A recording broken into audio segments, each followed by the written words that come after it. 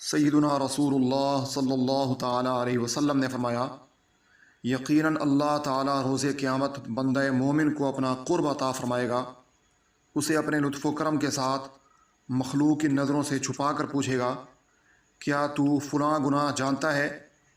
تجھے اپنے فلاں جرم کا علم ہے؟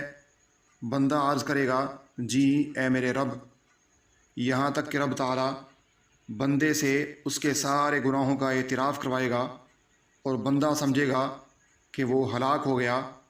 اللہ تعالیٰ فرمائے گا، میں نے دنیا میں تیرے گناہوں کا پردہ رکھا تھا اور آج میں تیرے سب گناہوں کو معاف فرماتا ہوں۔ پھر اسے نیکیوں والا اعمال نامہ عطا ہوگا۔